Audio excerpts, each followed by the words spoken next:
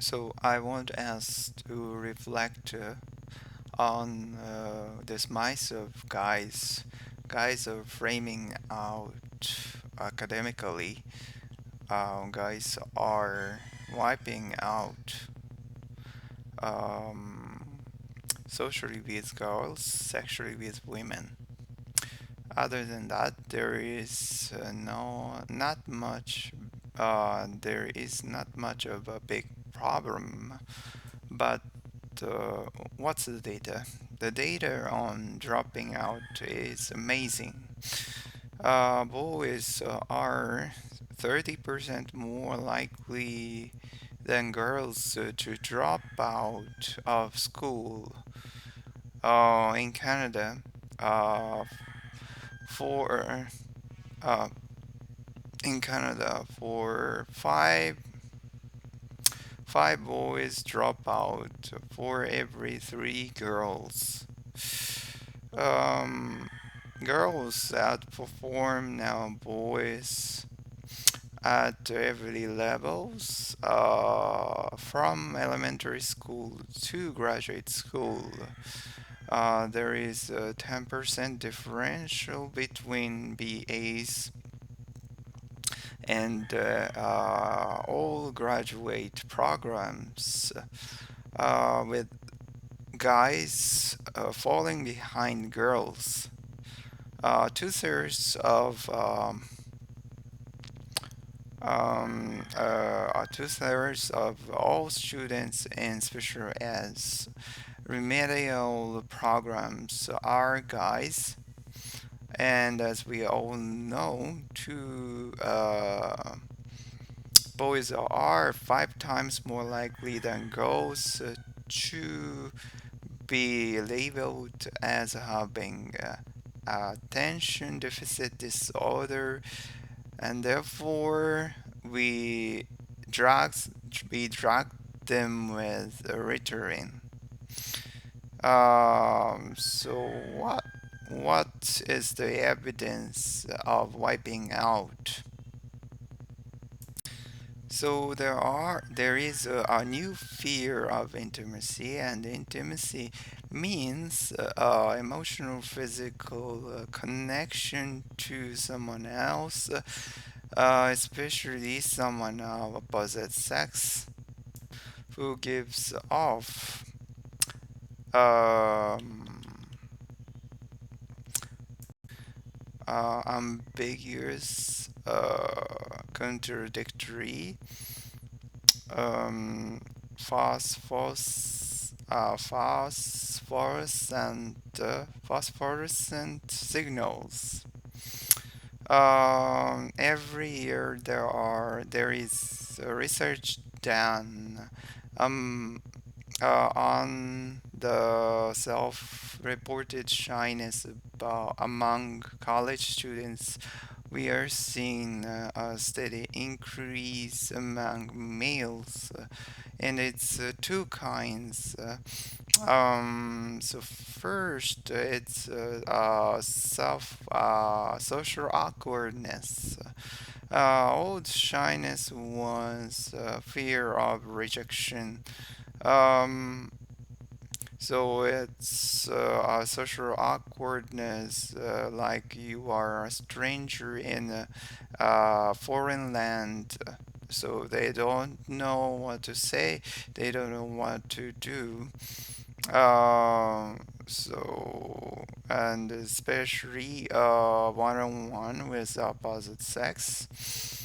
Um, they don't know language of face contact, nonverbal and verbal set of rules that enables us to comfortably talk to someone else, listen to someone else. There is something that I'm developing here called social intensity syndrome, which tries to account for why guys prefer male bonding over female meeting. It turns out from earliest childhood, boys and men, guys prefer company of men, physical company. So because and there is um, cortical arousal that we are looking at. Um, because guys have been with guys in teams, clubs, in fraternities and gangs, and then especially in the military and then in pubs. This peaks at Super Bowl Sunday, so where the guys would rather be in the bars with strangers watching overdressed Aaron Rodgers in Green Bay Packers rather than Jennifer Lopez full Jennifer Lopez totally naked in the bedroom. So what's the problem? Problem is guys now prefer the asynchronistic internet world to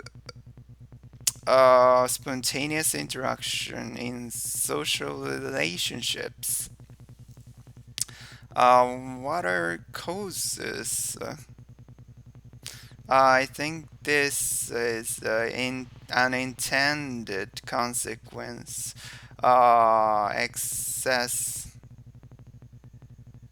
Excessive internet use in general, excessive video gaming, excessive new access to internet porn. And the problem is there is arousal addiction. Drug addiction is you simply want more. Arousal addiction, you want different. So drugs, you want more of the same, different. So you need a novelty in order for the arousal to be sustained. And the problem is the industry is supplying it. So like Jan McDonald told us last year, by the time a boy is 21, he has played 10,000 hours of video games, most of that in isolation.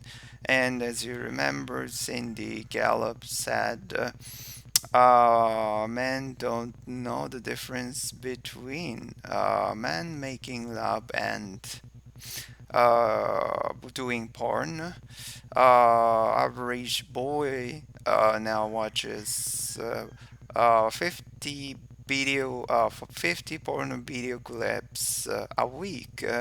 And there are some guy watching 100, obviously. Porn is the fastest growing industry in America, 15 billion annually. For every 400 movies made in Hollywood, there are 11,000 made porn videos. And the effect is quickly as it's a new kind of arousal. Boys' brains are now digitally wired in a totally new way for change, novelty, excitement, and constant arousal, and they are totally out of sync. In traditional classes, which are an analog static and interactively passive, and they are also totally out of sync in romantic relationships, which build gradually and subtly. So, what's the solution? It's not my job. I'm here to alert. It's your job to solve. But who should care about this?